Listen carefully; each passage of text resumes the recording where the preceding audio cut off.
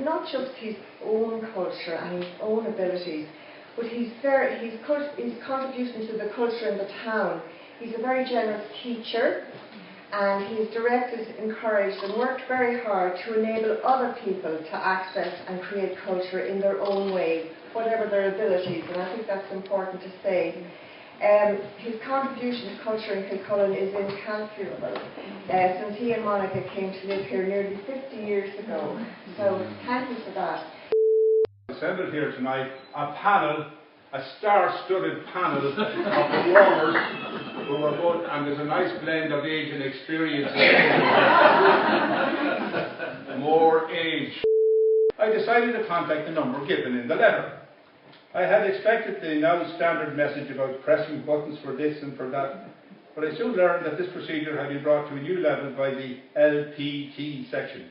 In the first place, the recorded voice that answered my call was not the usual mid-Atlantic tones or the tipped British accent, but the distinctive drawl of a middle-aged Dublin man, what might be referred to as the voice of a man of the people.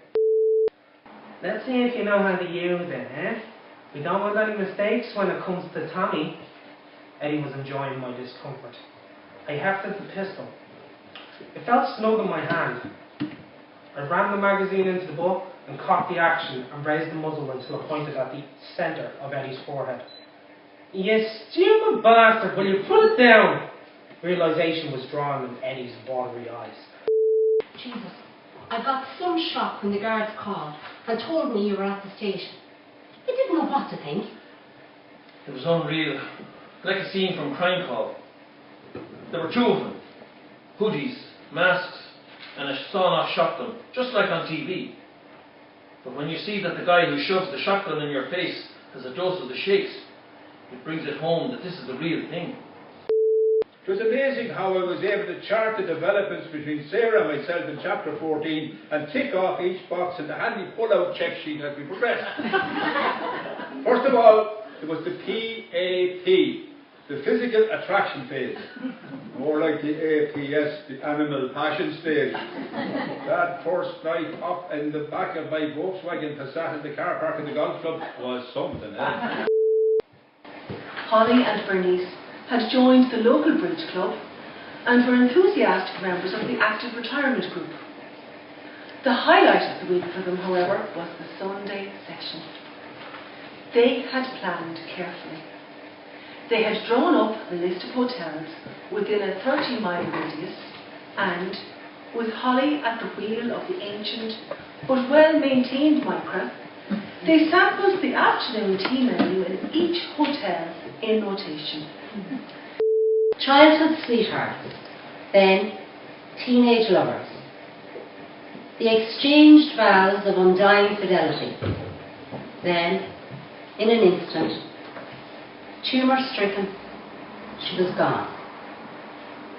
Now, he is smitten by a new love. He waits, the doorbell rings. There she stands, arms outstretched. 3 years old, with her granny's wise eyes. It was an ideal location for her purpose. Situated on the first floor, it had an excellent view of the entrance of Moran's pub, directly across the street. She was due to meet him there at 6. She checked the clock over Moran's door as she sat down in the window seat and ordered her cup of chamomile tea. Even now, the very thought of him set a little thrill of excitement deep within her. He was such a contrast to dreary old Joe. When Joe had given up on football, it turned to golf. What had started out as a pastime had become an obsession. His entire life was focused on his blasted handicap and that elusive birdie on the big toe, whatever that was. Are you out of your mind? You mean she would be here in this house? Well, we have the spare bedroom. I think we just move your stuff out of the garage. I will not have that woman come to stay under my roof.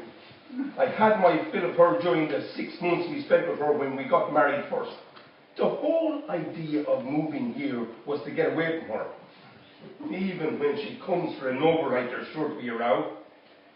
What the hell would it be like if she was here under her feet full time? No way. I'm putting my foot down. That woman will never move in here. If she does, then I'm moving out, and I'm taking Oisin with me. 10 minutes later, fortified by a few sips of the amber liquid, Cormac found the courage to ask what was required of him.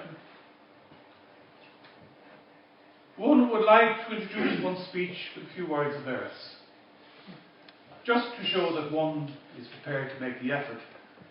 Could you suggest an appropriate sentence, not too difficult, as I believe it is a contrary language? We have been informed that the usual greeting is, "O noble persons," but one would prefer something more informal and friendly. And so, in time, it came to pass. I hope to run August a Coige. In his bachelor flat in Watford, Cormac raised his glass to the television and joined in the toast being proposed in Dublin Castle, adding in a whisper, "Mahan Colleen." It rained for 40 days and 40 nights, and the flood engulfed the earth. But it took a long time for the waters to recede and for the ground to start drying out. So it was over 220 days later that we finally fetched up on top of Mount Ararat. That voyage was tough going, I can tell you.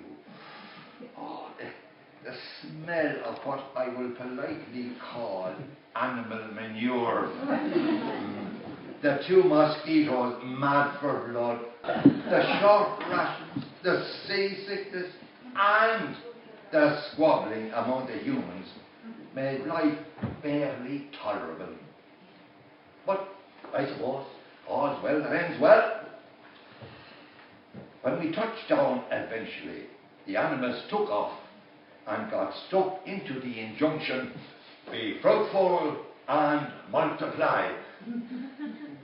And of course, their sons and their wives did their best as well. In the creche, the baby smells mingle with the yelps and yells. Tiny seats against the wall, a row of infants, helpless, small. My grandson, second from the end, awaits whatever life will send. Recognition dawning in his eyes, excitedly he shouts and cries, plump arms uplifted, dribbly chin, as I bend down and rescue him. The sergeant came to rouse us in the cold, empty, cheerless hour before the dawn. Not that we had slept.